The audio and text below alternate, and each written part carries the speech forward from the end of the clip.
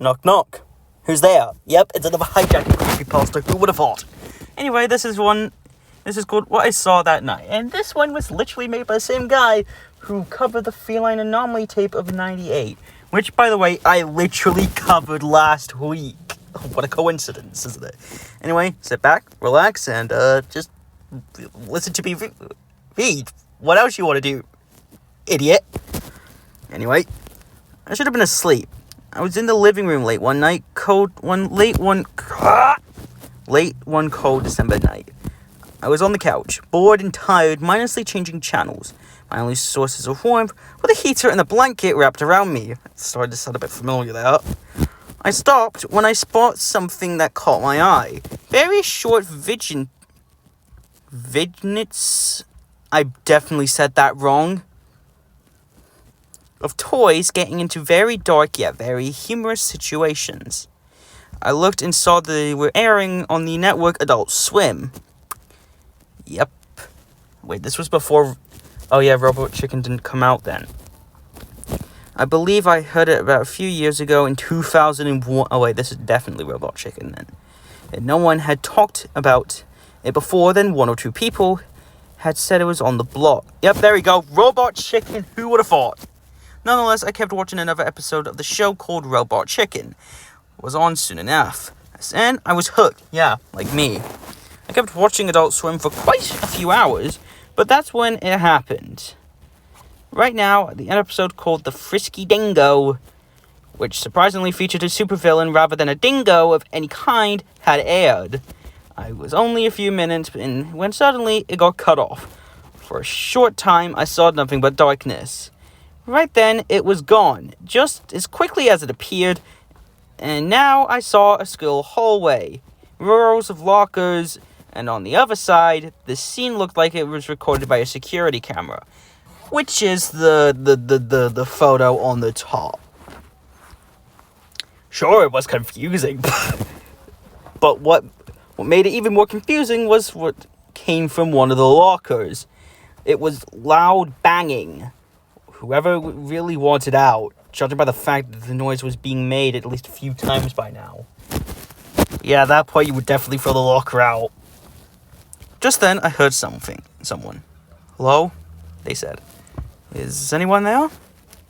Soon we found out that the person was a female security guard. No, I'm not doing the voice. As soon as they got closer, the banging stopped. Yeah, no, you do not touch that. I repeat, you do not touch that. She stood in front of the locker and said, Hey, can you hear me? Silence. She spoke up once more. Knock if you can hear me. The person in the locker obliged as I heard another bang from there. Okay, good. She sighed in relief. Do you need any help? Knock, knock if you do.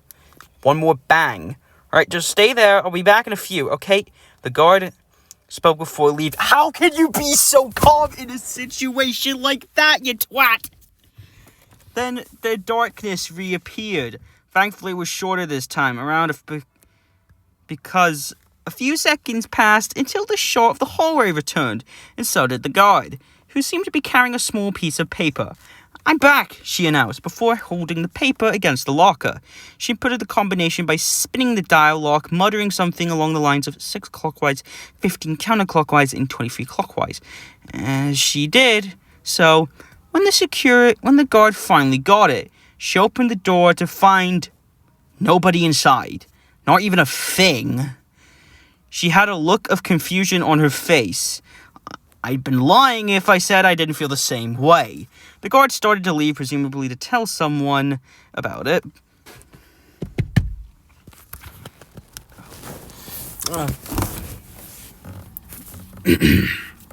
Anyway.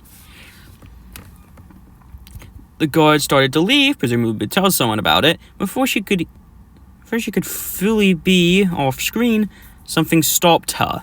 Soon enough, she started squirming, which was strange considering I couldn't see anything wrapped around her.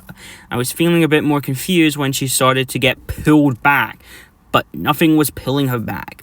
The guard kept squirming and squirming as she dragged, and it wouldn't be long until she was pulled into the locker, the door slamming shut when she was fully stuffed inside.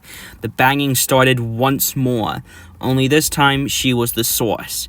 She was yelling and begging for help. It wasn't long until her screaming, I was terrified at this point, and while she was screaming, I could faintly hear the sounds of flesh being torn off. I was starting to feel sick, but I was too afraid to even move. The guard screamed and banged on the locker until silence. I was shocked. I wanted to know what happened to her. Less than a minute had passed when the door opened. Once again, nobody was inside. The only things inside were splotches of blood and pieces of the guard's clothing. I stared at the gruesome sight for a while until I spotted something forming on the walls. It looked like a small pulsating mass of flesh. Then I saw something else. A message. It was some alien language, but for whatever reason, I know what it meant. More. I need more. I need to feed. I need to be soon. The darkness appeared once more, although it was longer this time, and then the technical difficulty screen replaced the background. Or the background, whatever. I must admit, I thought it was a part of the show at first, but I realized it wasn't supposed to be there to begin with. I was scared and confused about what I saw that night. And in the end, one question had crossed my mind. How did this manage to get on TV? That's your question? Instead of just wondering what happened to the lady that was just brutally murdered inside of a locker, your first thing was to guess, why did they put that on TV? 'Cause it's a hijacking, you fucking idiot. Anyway, I hope you enjoyed this one. Please leave a like and comment, and I'll see you again next week with another hijacking one. Yeah. Anyway, goodbye. And also, yeah, there was the same guy that made the feline anomaly. Celine Child.